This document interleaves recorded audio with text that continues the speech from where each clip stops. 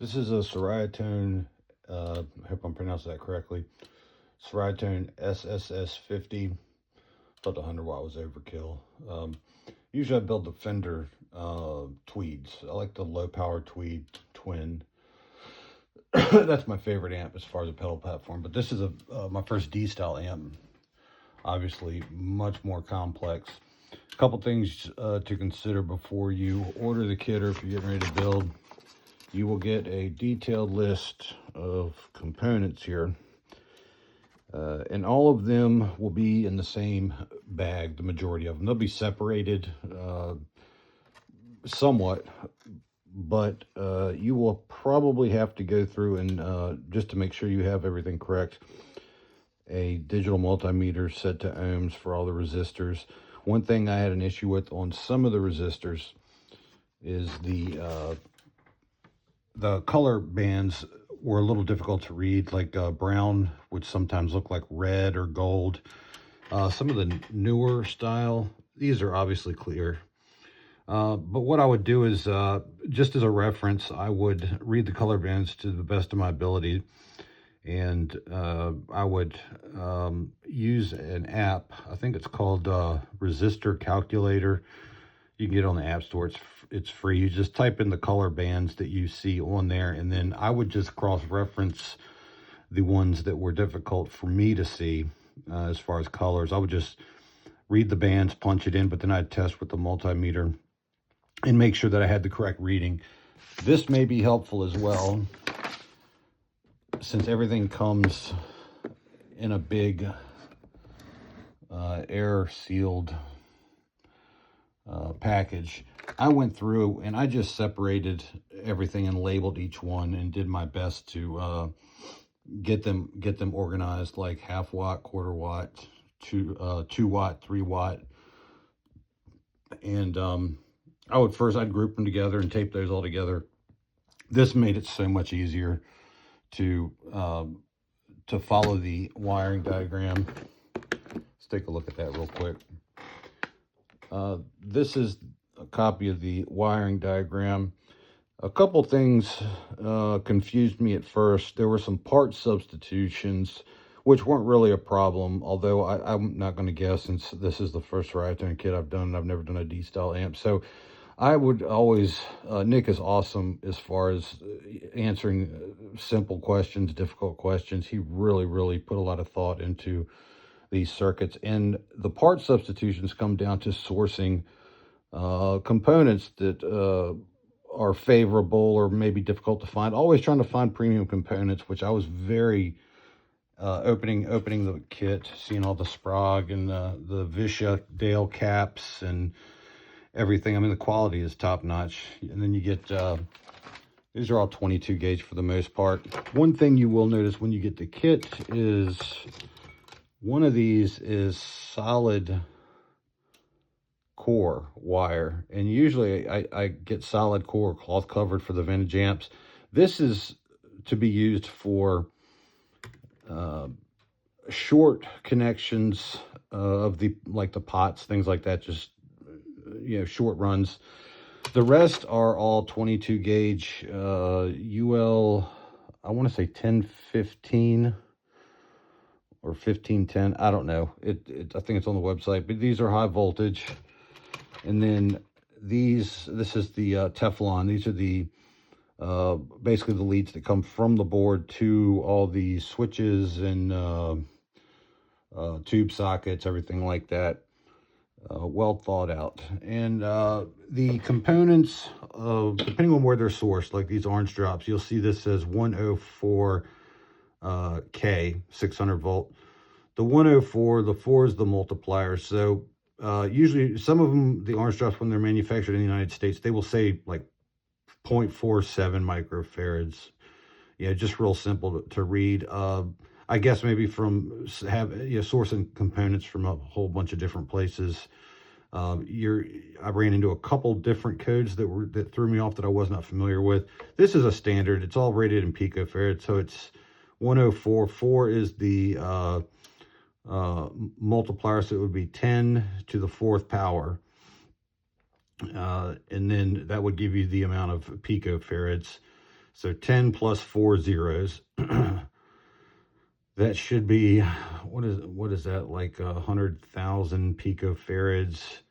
Then you go to nano, then you go to micro. So you would calculate based on picofarads. That's how you're going to read all these caps, just unless it's clearly labeled.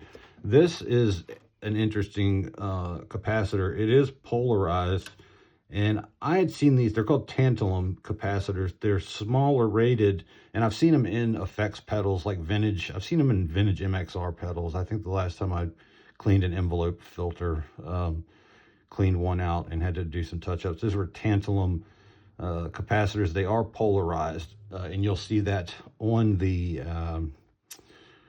diagram. That threw me off because I'd never use those in guitar circuits. I don't do pedals, guitar circuits. I don't see those tantalum capacitors. And what was the other one? I don't do pedals. And in the vintage tube amps, the vintage Fenders, I don't see any tantalum capacitors either.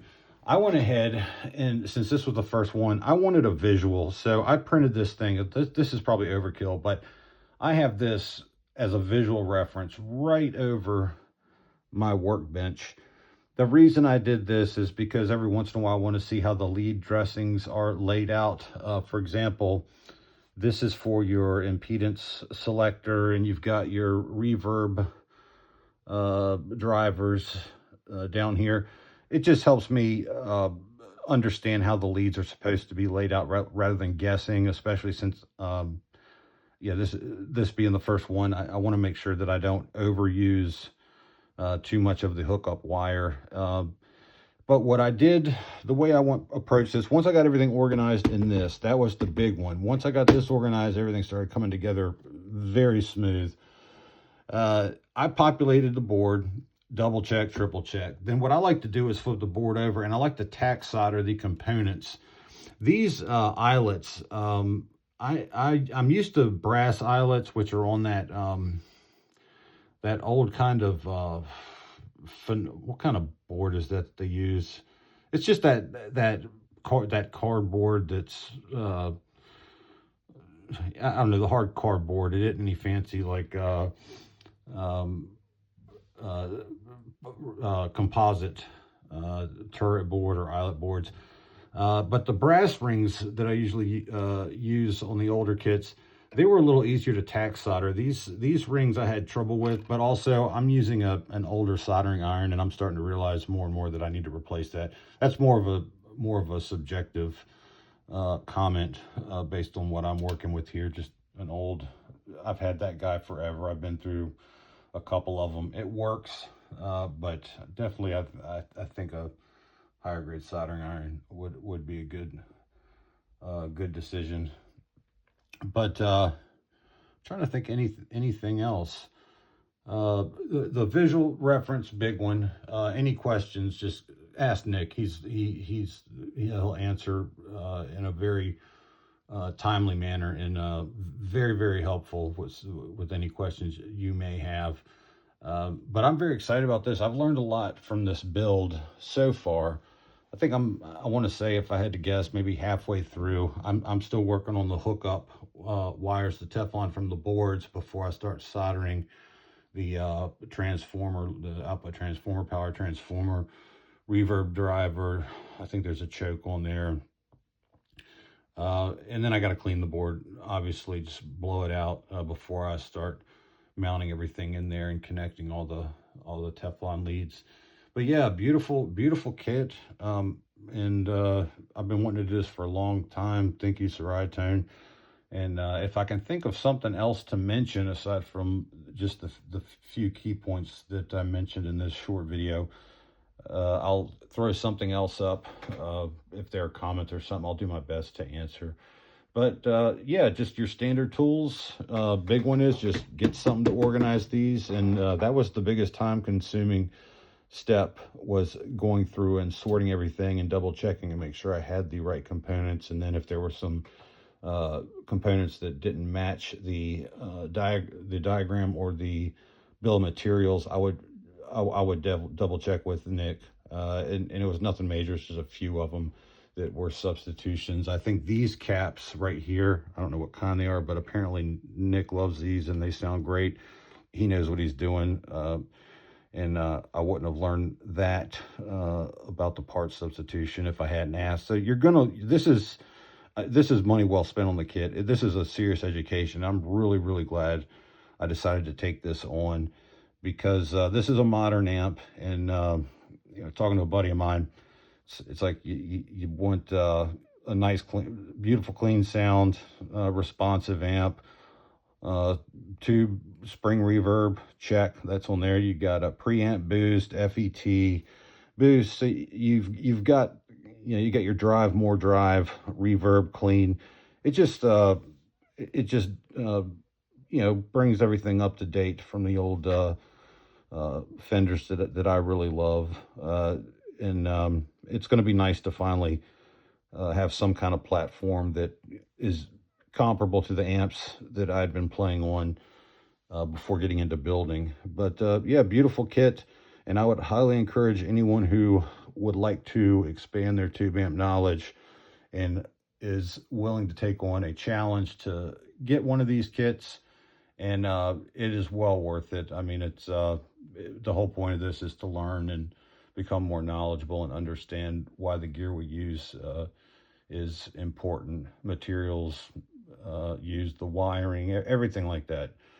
So all the tone connoisseurs will definitely understand what I'm talking about. So I hope this is helpful. Good luck, and definitely check out Ceriatone. They're an amazing company, and Nick is just solid. So beautiful kit. Thanks.